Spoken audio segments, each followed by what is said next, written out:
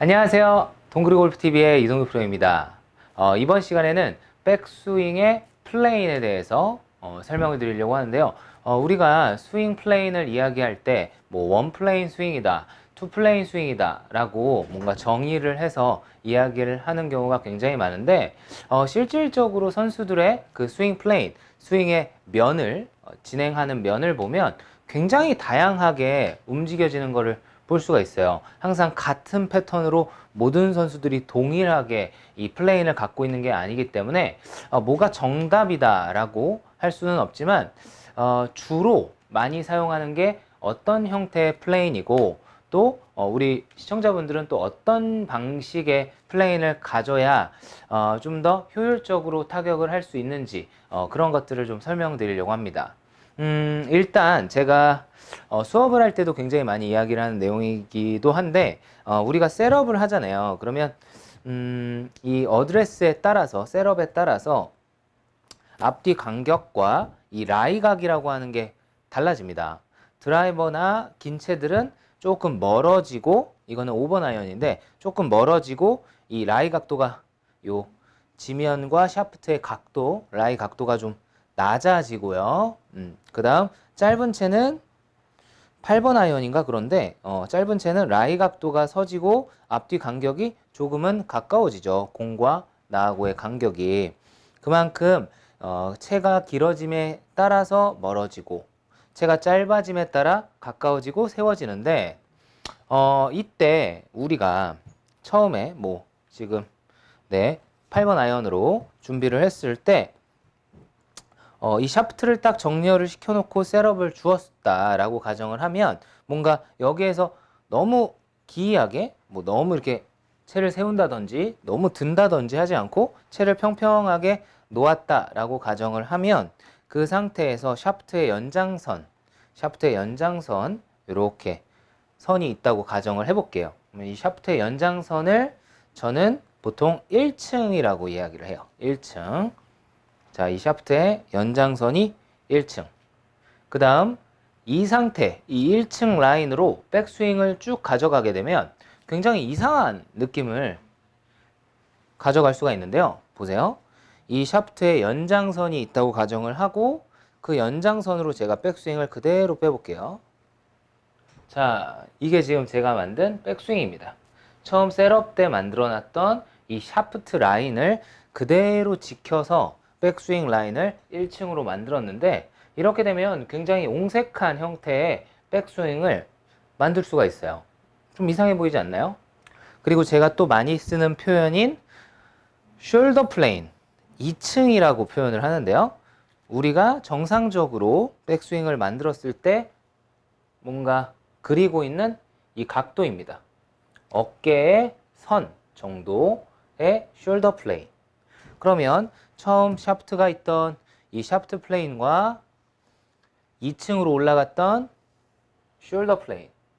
그러면 처음 셋업을 주고 이 샤프트 플레인대로 백스윙을 쭉 가면 굉장히 납작하고 낮은 형태의 백스윙 플레인이 만들어지고요. 그 다음 숄더 플레인으로 올라가게 되면 뭔가 좀 많이 보는 백스윙의 궤적 라인이 생기게 되죠. 그러면 이 1층에서 2층으로 올라가야 하는 이 스윙 플레인이 반드시 존재하는데 이거를 너무 하나의 선으로만 연결하시려고 하는 게 많이 오류하시는 미스인 것 같아요. 채가 반드시 빠진다라고 하는 과정에서의 공을 이렇게 놓았어요. 그러면 그 앵글에서 제가 클럽을 저 공라인 쪽으로 반드시 뺍니다. 그럼 저한테는 굉장히 멀고 앞쪽인 거거든요. 자, 그때 제가 만들어놨던 1층에서 2층 라인 쪽으로 뭔가 채가 올라가지는 거예요.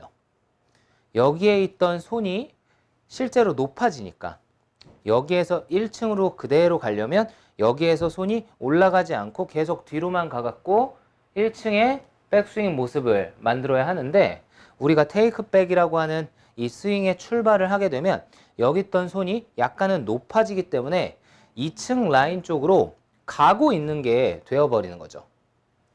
그 다음 1.5층에서 그 다음 2층으로 스윙을 보내야 되니까 플레인 면을 이렇게 뒤로 채를 꺾고 젖히면서 힌지도 생기고 코킹도 생기면서 백스윙의 샤프트 라인을 숄더로 정리를 해버리게 됩니다. 그래서 하나의 선으로만 자꾸 생각을 하시는데 분명히 1층에서 2층으로 앵글은 높아져야 한다. 그래서 채를 이렇게 들면 백스윙이 되게 쉽게 되는 듯한 느낌을 많이 받으실 거예요. 그런데 우리는 1층에서 시작을 하기 때문에 실질적으로 뭔가 약간은 높아지고 들리는 듯한 느낌과 라인이 변형되는 경험을 해야 합니다. 이질감이 있어도 계속 1.5층에서 2층으로 점점점 올라가고 넘어가는 이 라인 앵글을 만들어 보셔야 돼요. 처음에 너무 어려우시면 1층에서 애시당초로 한 2층 정도로 라인을 만들어서 바로 이 숄더 플레인 2층으로 스윙을 보낼 수 있게 조금 정리를 해보시다가 어느 정도 이 필이 나오시면 테이크백 라인에서부터 클럽과 손이 약간은 높아지고 타겟 방향 반대편 측후방으로 채를 곧게 빼면서 클럽이 약간은 높아지고 1.2층, 3층, 5층, 그 다음 2층으로 채를 정리하고 넘어갔다가 스윙이 나간다라고 생각을 하시면 돼요. 물론 꼭 이런 식으로 백을 하는 선수들만 있는 건 아닙니다. 과도하게 테이크백부터 인사이드 라인으로 들어갔다가 스윙을 하는 선수들도 있고요.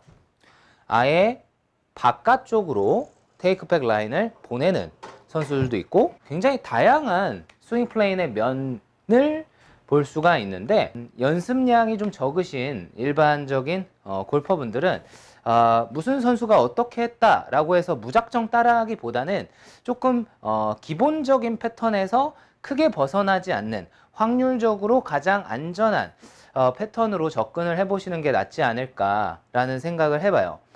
이런 틀이 기본적으로 좀 내재가 되어 있으면 크게 돌아다니지 않고 스윙선을 좀 예쁘게 플레인을 만들 수가 있어요. 가장 안정적으로요.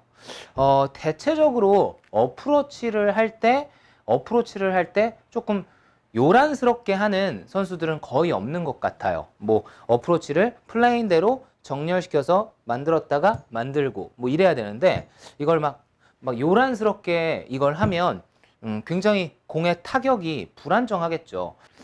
제가 플레인을 조금 지켜가면서 스윙을 한번 해볼게요. 저도 많이 신경 쓰고 항상 교정하는 부분 중에 하나이긴 한데 보내서 1.5층 보내서 2층으로 정리하고 타격하고 몸이 좀 안 풀려 있으니까 조금씩 치면서 하겠습니다. 네, 8번이고요. 네. 지금 약간 대각선이라서 좀 아쉬워요.